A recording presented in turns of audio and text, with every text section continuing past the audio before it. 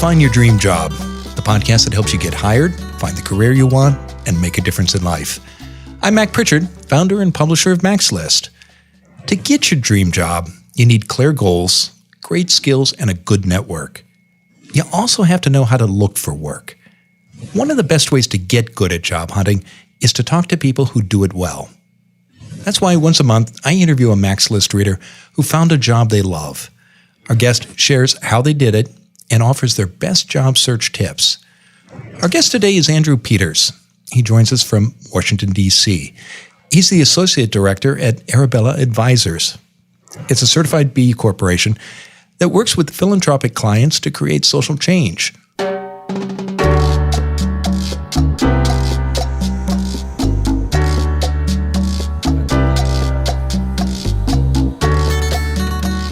Andrew Peters knows the value of relationships. He also says you need a strategy to make the right connections. In an article you can find on the Mac's List website, Andrew shares how he asked his LinkedIn connections to give him insights into the job he has now. One of these contacts even forwarded his resume to the hiring manager. Andrew says it also helped to put himself in the hiring manager's shoes when he prepared his application. And Andrew said he was candid with interviewers about why he was leaving a previous job after less than a year. Want to learn more? Join us in the Mac's List studio now as we talk to Andrew Peters. Andrew, welcome to the show. Hi, it's nice to be here. Well, it's a pleasure to have you. And now, as I mentioned in the introduction, you're the Associate Director at Arabella Advisors. Andrew, why do you love your job? Oh, that's such a good question. I have loved my career, I'll say, because I get the opportunity through many different jobs, and through this one in particular, to feel like I'm doing something in the world that's creating change. And especially now at Arabella Advisors, with all that's going on in the world and all that can make us, or make me, I won't speak for everybody, make me stressed and bite my nails. It's nice to have the ability to work on solutions. And that's something that I get to do at Arabella Advisors. Well, it sounds like a terrific opportunity. Now, let's talk about your search, Andrew. When you were looking for the job you have now, what was your biggest challenge? Well, my biggest challenge was one of the things you just mentioned, was a sort of mental challenge around leaving the job that I had with only 9 or 10 months on my record. And I thought, how am I going to overcome that in the job search? How am I going to prove that I'm not a sort of flight risk? And that proved difficult a little bit, but I sort of thought of and bounced ideas off of people who had done it, and thought of some strategies to address that part of my resume. And then I guess a second challenge I'd talk about is just trying to think about the eternal question of what do I really want to be doing? Like what do I want to do with my life? And taking one step in the direction of figuring that out by trying something that I knew I had the skills for, but hadn't really tried before, which is philanthropic consulting. Well, let's dig into both of those points, because I know our listeners will be interested. Let's talk about the first one, Andrew, because I think many people may find themselves in that situation in their career. They're in a position for less than a year, and they see another opportunity. It excites them, but they think, how am I going to get in front of a hiring manager who might think I'm a job hopper, or I'm unhappy in my current position and might not be such a great candidate as a result? How did you deal with that? Well, a couple of ways. I mean, I will never know, Mac, who did not look at my resume or who didn't read my cover letter because they saw that. But I do know that a couple people did. I had a couple of interviews at the time.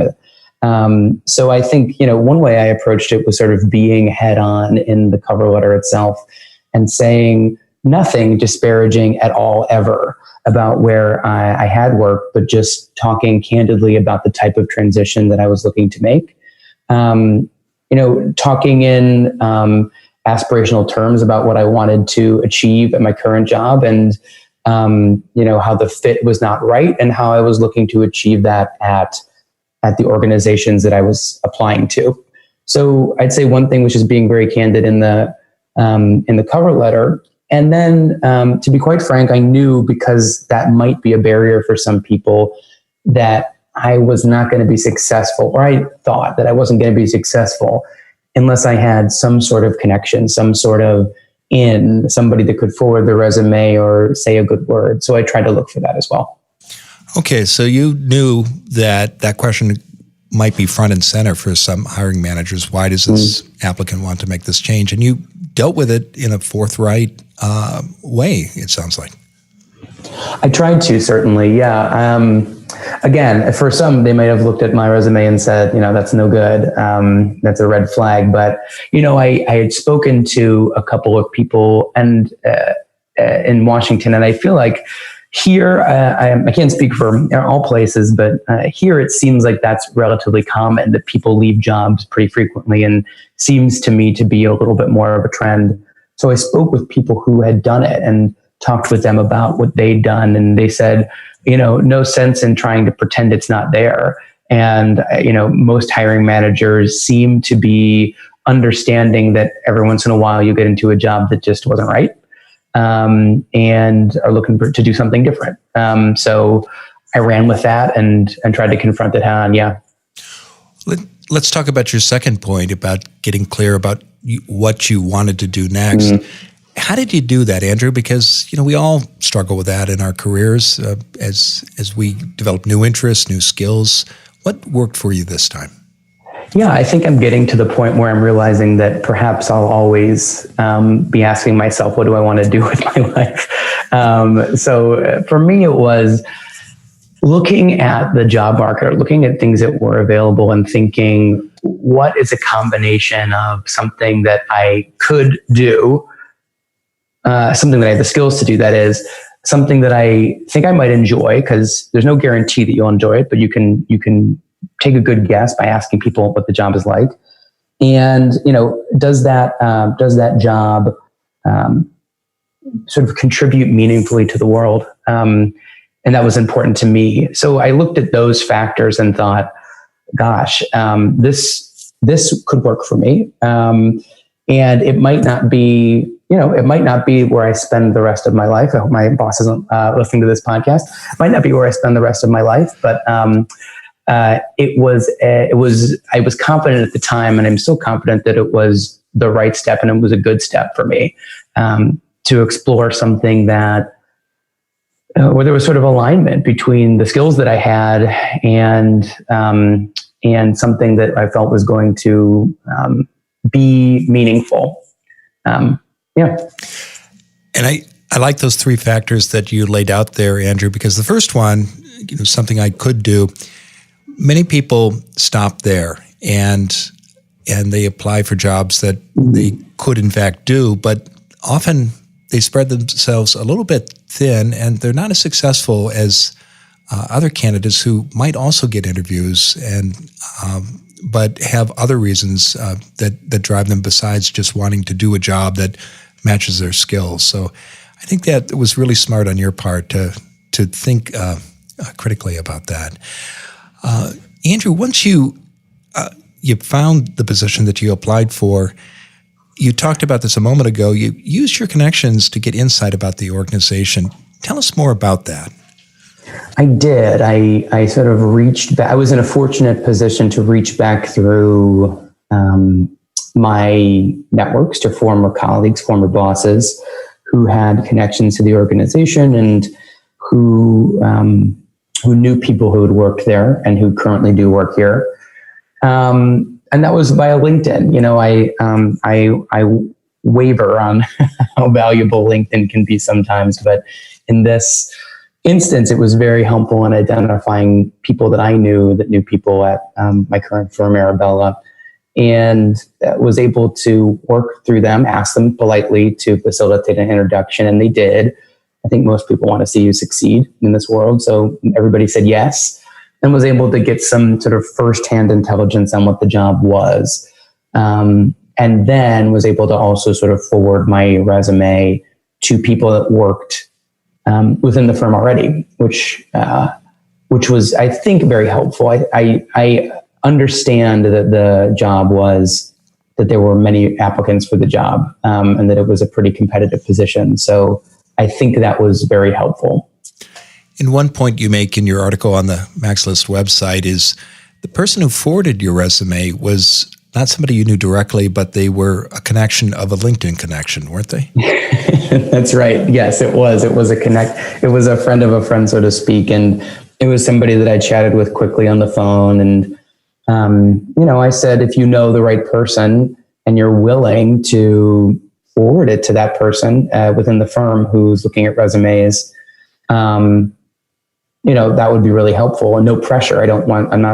It's not a hard ask. It's only if you feel comfortable. And that person said, oh yeah, I feel comfortable doing that. So they did that for me, which was, I think it's something that you've actually talked about, Mac, in your blog post and in your book, which was, if people are willing to do favors for you, even if you think that they might not, they're willing to have an informational interview. They're willing to help you out, in ways that you might not expect, even people that you don't know very well.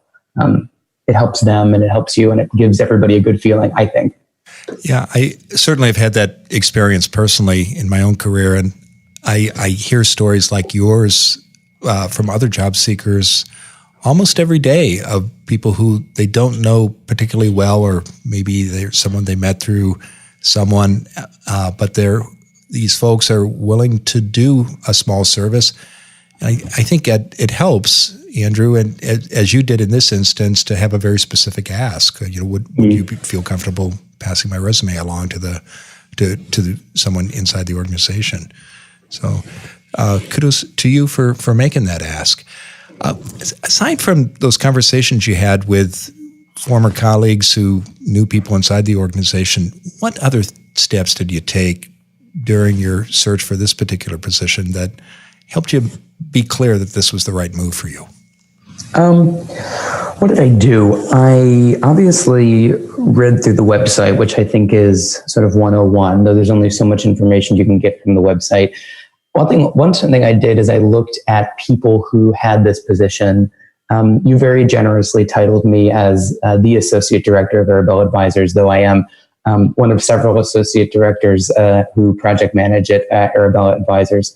And I looked at the other associate directors on LinkedIn and looked at their backgrounds, looked at what they'd done, looked at where they'd gone after Arabella, sort of got a sense of their career trajectory. And